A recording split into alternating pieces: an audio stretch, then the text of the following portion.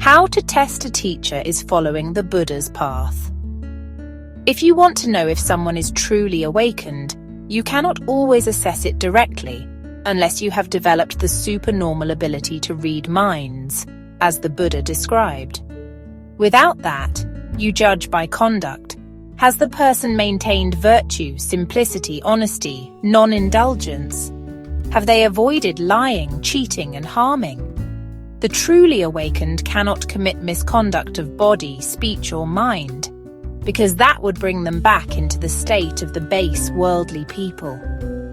If some teachers claim they are fully enlightened and yet say they need to stay in a 5-star hotel, or they want first-class airplane tickets, and they want to dine in luxury restaurants, that really does not bode well with what the Buddha's messages are.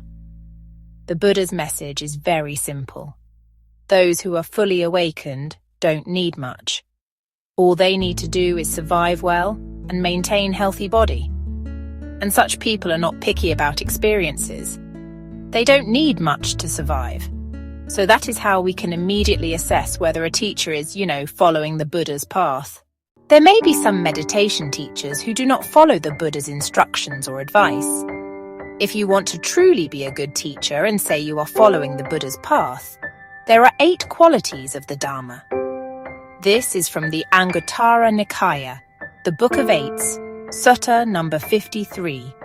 It is called the In Brief Discourse. Here the Buddha says, on one occasion, the Blessed One was dwelling at Vesali in the hall with the peaked roof in the great wood. Then Mahapajapati Gautami, his stepmother who nourished him, approached the Blessed One, paid homage to him, stood to one side and said, Bhante, it would be good if the Blessed One would teach the Dharma in brief, so that having heard the Dharma from the Blessed One, I might dwell alone, withdrawn, mindful, ardent, and resolute. So she wanted to practice. Tell me, Lord Buddha, how do I follow your path? The Buddha said that if you truly want to follow his path, where being diligent, ardent, and resolute means someone who wants to practice. If you want to practice, the Buddha says, those things of which you might know, these things lead to passion, not to dispassion, to bondage, not to detachment, to accumulation, not to dismantling, to strong desire, not to the stillness of desire. That is not my teaching. Desire can mean desire for specific food, for hotels, for luxury. These are easy signs of desires.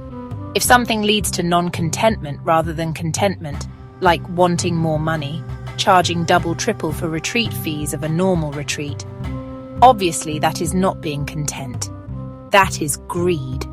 If something leads to company rather than solitude, and here solitude mainly means seclusion of the mind, then it is not in line with the path. You can be in company physically, but maintain mental solitude. If something leads to laziness rather than the arousing of energy, again, this is important. When one is lax in attitude, drink alcohol or consume certain substances, their mind becomes dull. If someone engages excessively in such practices, they are not following the path. Their mind becomes lazy and sluggish, and they will not even be able to reach jhana, because they are already stuck with hindrances. If some teachers are difficult to support rather than easy to support, this is an important point. If one truly wants to follow the Buddha's path, one should not require supporters to feed them with 5-star dinners, put in luxury hotels, or fly on business class. If there are teachers and demand such things, we should probably stay away from those teachers. They may not deserve that much respect because they are not following the Buddha's basic advice. In summary, this is an appeal to us all. If you can, maintain simplicity. Maintain that state of mind that does not arouse unnecessary discord and disharmony, because whenever you bring unrealistic expectations, you create friction, demanding too much from people, supporters. The Buddha didn't see that as a proper conduct.